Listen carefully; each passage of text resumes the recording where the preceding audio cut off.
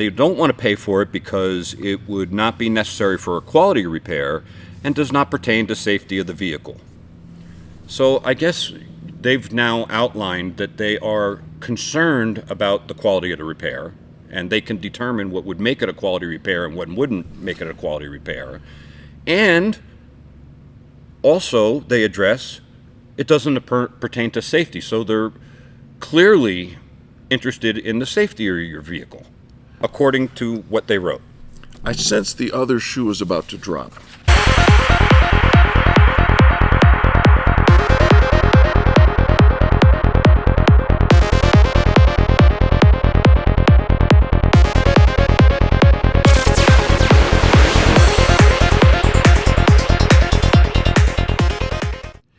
Hello, everybody, and happy Saturday morning to you. Rob, cheers. Happy Saturday, happy Saturday. Thank you for joining us for the airing of Grievances. I'm Eric Reamer. This is Robert Grieve. And today we're going to talk a little bit about a comment, Rob, that you made last week. You found it hard to believe. I did find it hard to believe. You may find it hard to believe as well. We're going to get to that in just a moment. Before we do, if you're new here, welcome. We're super grateful that you're here at the channel, and if you wouldn't mind, give us a big thumbs up. That helps the YouTube algorithm. Share this with other people. And by the way, we'd love it if you would share this video with other people, because it is made for the consumer, you in mind. And the more people who are aware of this information, the better the word gets out, and we could actually affect some change, a serious change in the way that consumers are treated after an accident. If you're not new here and you've been here a while, thanks. It's good to see you again. And don't forget, if you haven't yet, click the subscribe button and the notify bell. We're super grateful for that as well. That just lets you know that every Saturday morning at 9:30 in the morning, here in the Mountain Standard Time, we're going to air another version of the airing of Grievances. All right, to the point of what you said that I found. Lots of paper. You do. I got lots of paper. You got a lot of stuff going on here. The thing that you said in last week's episode that caught my attention was you looked at the camera and said that insurance companies claim to have no interference or no dictator position when it comes to the repair plan. I did say that. And in the same sentence, you said, yes, they do. I did say that too. I think we got to talk about it a little bit. Lucy, you got some splaining to do. Yeah. And it's important stuff. And I think we're going to just call this the $29.95 caper. $29.95 caper. $29.95. All right. What's going on? So let's start at the beginning with what the law in Colorado says. Okay. And I would imagine you'll find similar language in every state. Probably. But this, and I'm not a lawyer, I'm just reading you what I found, and this is in Title 10 of Colorado's insurance laws. Okay. Section 3B. And it requires that any estimate prepared by or for an insurer covering damages that are visible or evident at the time of inspection is adequate to restore the property within a reasonable time to its condition before the loss. It also goes on to say, in accordance with applicable policy provisions. But the key here is the condition before the loss. Okay. We call that pre-loss condition. That makes sense. I can even follow that. Yeah. So I have just an easy example, and I'm trying to figure out where to go from here.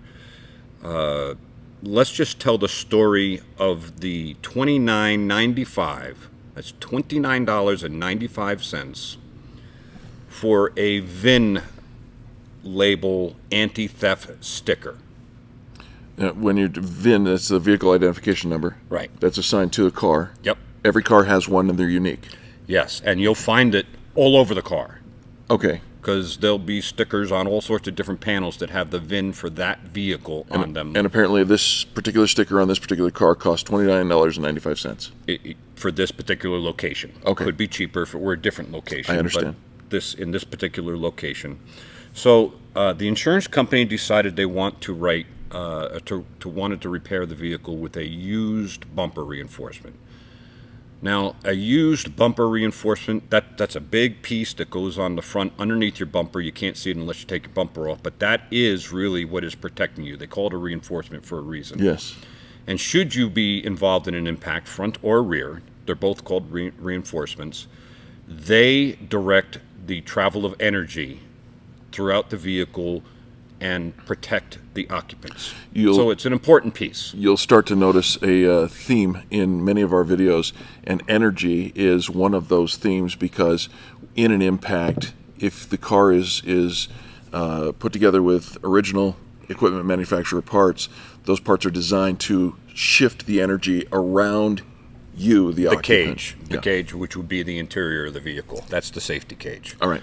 So we would never put a used reinforcement on somebody's car. I have no idea of the condition of this part.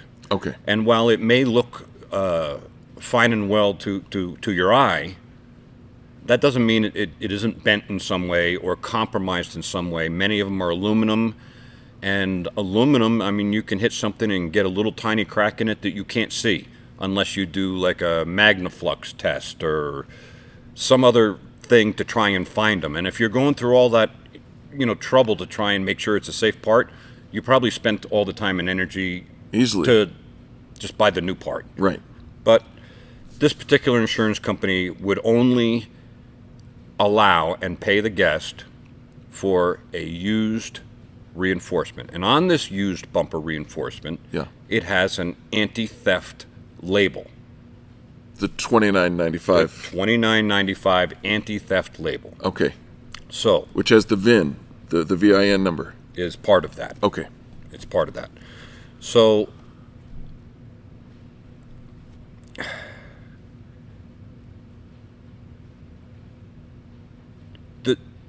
we go back and forth on our guest's behalf with the insurance company, explaining several times that whether we put a new reinforcement on there or a used reinforcement like they'd like, it still needs to have the anti-theft label. Yes. $29.95. Right. Okay. So this adjuster writes us and the guest and says, actually, this one looks like it's just to us. Okay. Because we sent an email to the guest and copying the insurance appraiser saying they won't pay for this VIN label even though it needs to be changed. I mean, if you put a used reinforcement on there, it's going to have the VIN of a different vehicle on there. And so if ever the bumper was taken off and somebody examined it, they could accuse you of stealing that because it's not part of your car. Right. And it's a clear indication that something has been repaired. And it's a clear indication that something has been repaired. The value of your car just dropped right there. So she writes, this appraiser writes, please be sure to include the information regarding the quoted recycled bumper reinforcement to the owner. If the quoted part was ordered, the used reinforcement, the label may not have been needed. Well, this is not that hard to understand. Whether you got a used bumper reinforcement off another car or a new bumper reinforcement, it does not come with the anti-theft VIN label on it. Right. Although, if you get the used one, it will come with one on it, but with a different VIN, not your VIN. For somebody else's car. For somebody else's car. So, let me finish the thing. So we fire another email back explaining that just what I explained to you. And then this person writes back, says, understood. It would then fall back onto the label not being necessary for a quality repair and does not pertain to the safety of the vehicle and therefore not approved for by big insurance company. Not approved for replacement. Yeah, they're not going to pay for it. The sticker. Correct. $29.95. Yeah. And they don't want to pay for it because it would not be necessary for a quality repair and does not pertain to safety of the vehicle. So I guess they've now outlined that they are concerned about the quality of the repair, and they can determine what would make it a quality repair and what wouldn't make it a quality repair. And also, they address it doesn't pertain to safety, so they're clearly interested in the safety of your vehicle, according to what they wrote. I sensed the other shoe was about to drop.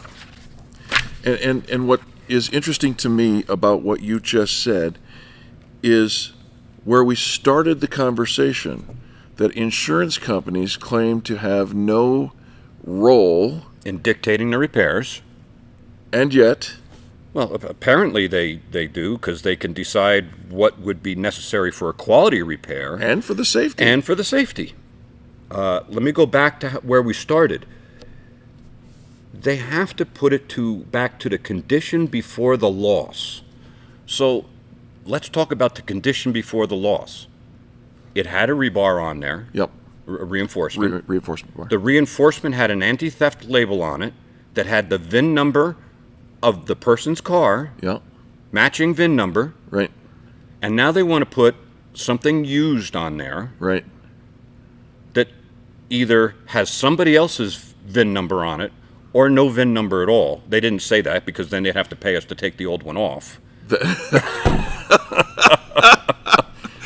But that does not put it back to pre-loss condition, because it wasn't like that pre-loss. You took the words right out of my mouth. It's not that hard, folks. It's just really not that hard.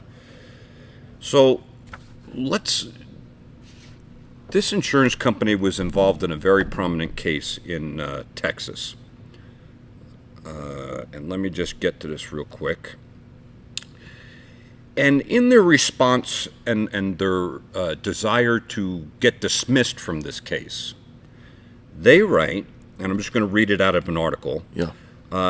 In its response to the lawsuit filed in the U.S. District Court for the Eastern District of Texas, big insurance company, in quotes, specifically denies that it coerced or forced this body shop to perform substandard repairs, and denies that it coerced or enticed any body shop to not follow vehicle manufacturers' procedures, cut corners, take safety shortcuts, or do anything that jeopardizes the member of the motoring public. That sounds like hand washing 101. Yeah, so they not our- they say We got nothing to there do with that. that they're interested in the safety and that they don't coerce anybody. Yeah.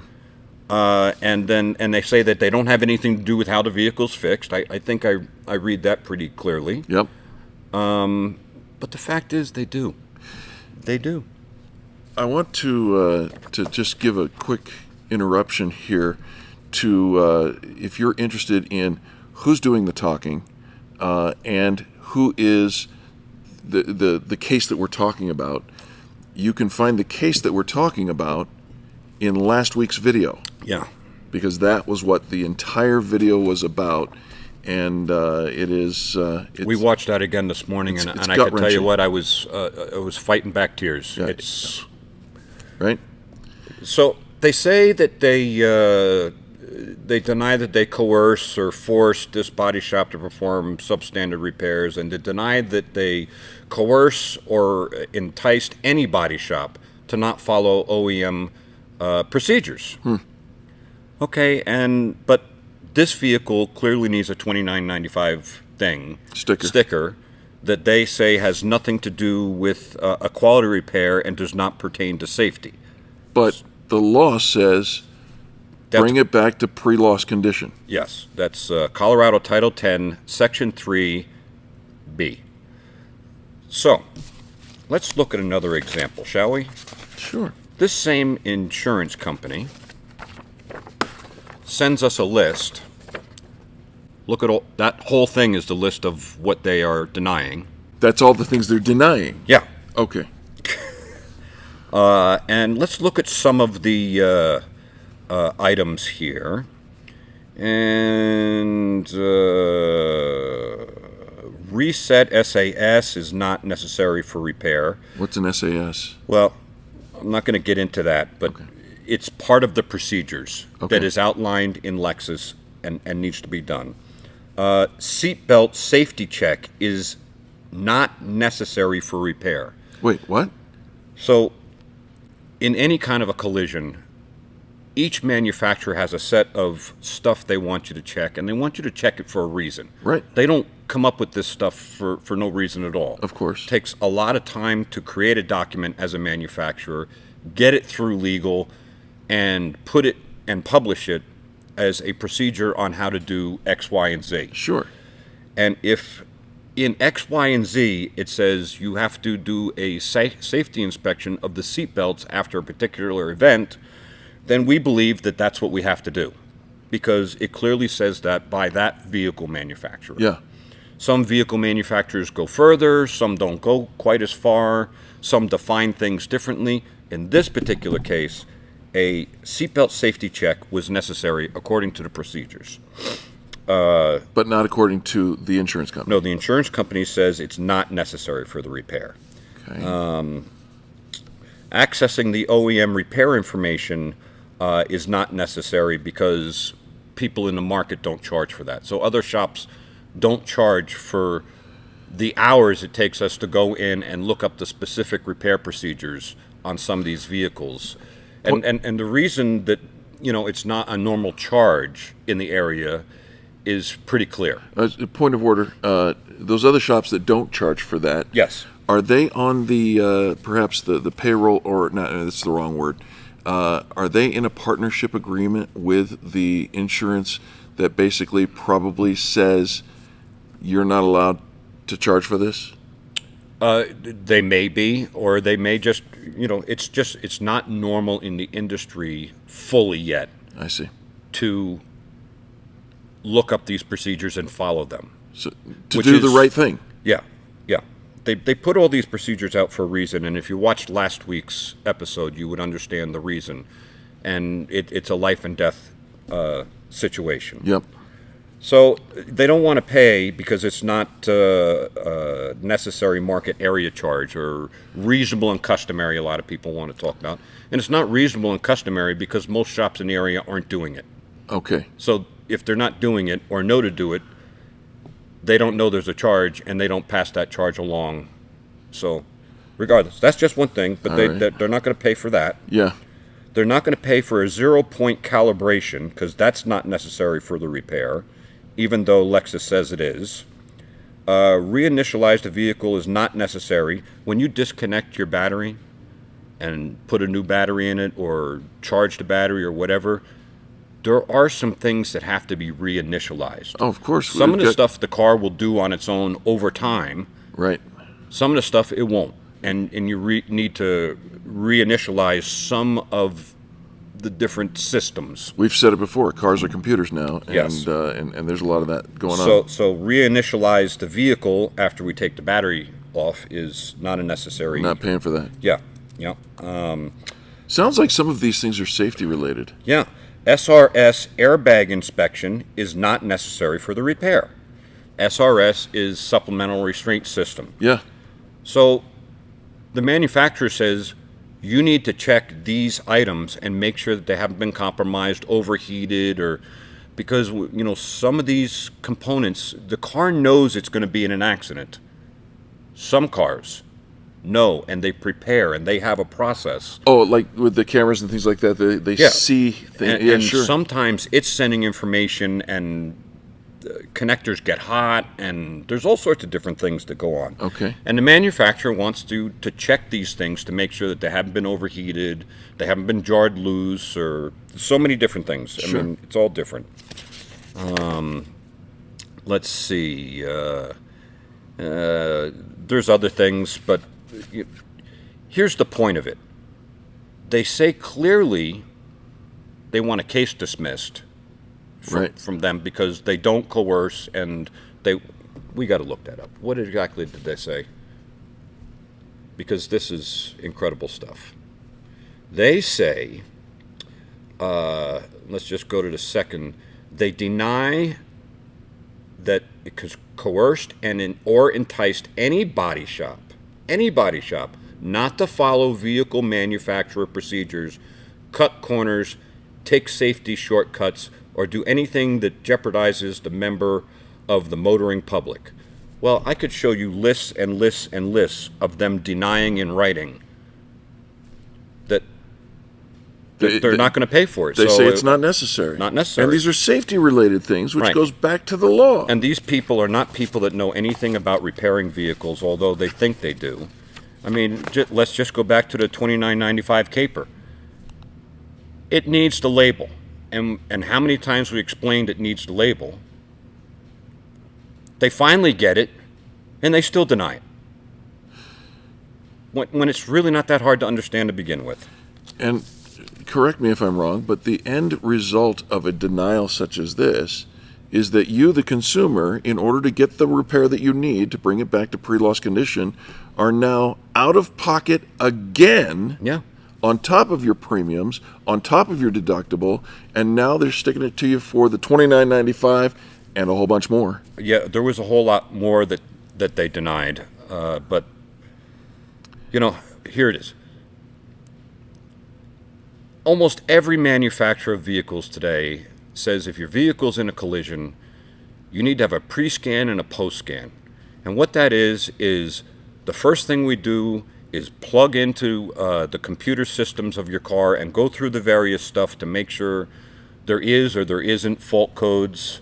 Check the seat weight sensor in the passenger seat so that the passenger airbag goes off in the right deployment mode. Right. Because they know how much somebody's weighing in the seat or that there is nobody in the seat. Correct. I mean, there's so many different things that we have to look at, that sensors that are working or aren't working, communicating, not communicating, pointing in the right direction or not pointing in the right direction, the variances. They have so much information. So when the car is in an accident, the manufacturer doesn't know how bad the accident is. Right. So they say if it's in an accident, you plug it in, you do a pre-scan to look for anything, and that helps you understand what's wrong with the car also, in some cases. And then before you deliver it back to the guest, you do a post-repair scan to make sure that everything is as it should be and is functioning as designed. We've done a lot of these, and every single time I hear you open your mouth, I hear common sense.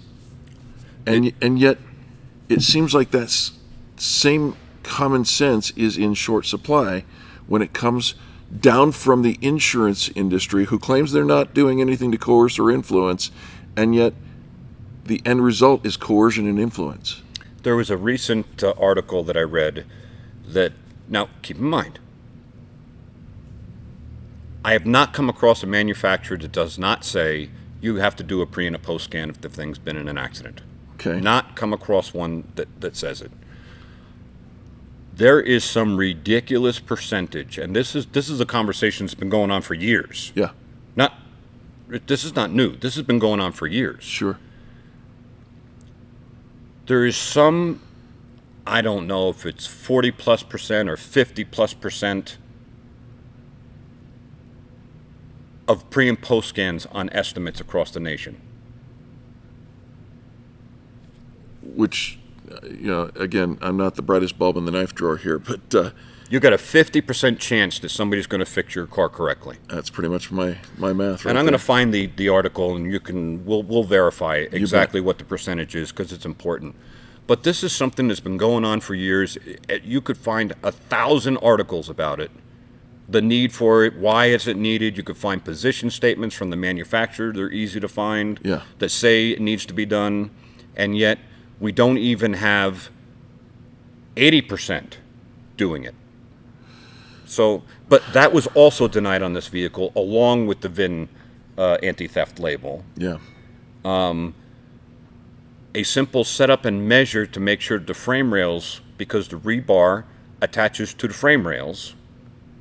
So, in order to make sure the car is safe, if you get a hit on the corner of that rebar, Yep. and it's bad enough it needs a rebar, there is a chance that it moved those rails over sideways. And in the event that something like that happens and gets repaired by a shop improperly, well, you could take a look at the video that we posted a couple of weeks ago where the car is actually literally driving sideways. Yep, the frame rails are still bent after the repair. The vibration is ridiculous, and And this is stuff that can affect you. Yeah. So imagine going in and you think you got a broken arm. Yeah. Well, they're going to do certain things. They're still going to take your temperature. They may take your blood pressure, but they're probably going to take an X-ray. Sure. To make sure that it is or it isn't. And the insurance company's going to pay for that. Whether it's broken or not, it's a procedure to understand if it's broken or not. And the only way to know if it's broken or not is to take an X-ray. That sounds The reasonable. only way to know if the frame rails are bent a little bit, or if it's bent a lot, obviously you can see it. But even if it's bent a little bit, 7 millimeters is the size of 7 dimes. And you may or may not see that visually. You have to set it up and measure it so you know Yeah. if it's damaged or not.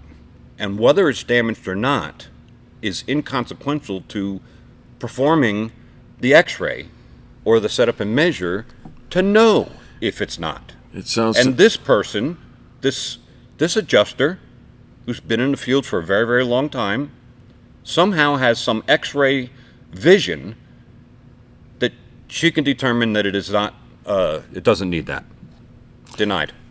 It sounds to me like the insurance companies need to take another cold, hard look in the mirror and do some real soul searching about what the real meaning of their service is and should be, and that is to protect the consumer in the case of an accident or a loss. And stand behind their policy. Stand behind it and obey the law. We got the law too. It's the great $29.95 caper, but Well, it's so much bigger than that. It really is, and you typically we're not squabbling over $29.95. Nope. We're talking thousands of dollars. No, I'm just using it to make the point. It's a great point. That they say this, they do something different, and they stick you with the bill. It's cost transference off of them onto you. And when the court case comes around, it's washing the hands and saying, Yeah, we never coerced we just paid the anybody. bills. We didn't say, we don't dictate how to repair the car. We never said repair it poorly or anything. No, we're just not going to pay the bill because we don't find it necessary. And they do not fix cars. They fix estimates. They write estimates. Shame on you. So anyway, that's my little gig for today. And Well, I'm grateful for you taking the time, and I hope if you're still with us this far in the video, thank you for doing that. Would you do us a favor? Would you just copy the link of right up there, the link of this video, and share it to your social media? Tell your friends, tell your family. It's that important, and it's something. It's the one thing we can make videos, but it's the one thing we can't do. We can't share it with your friends and family, so we're sharing it with you. And if you would share it with them, that would make all the difference in the world. And if you haven't done it yet, smash the like button. We say thank you for that. It does help the algorithm so that YouTube shares this with more people. And if you haven't become a subscriber to the channel, we welcome you with open arms here as well. I'm Eric Reamer. This is Robert Grieve. And this is the airing of grievances when we wish you a happy Saturday.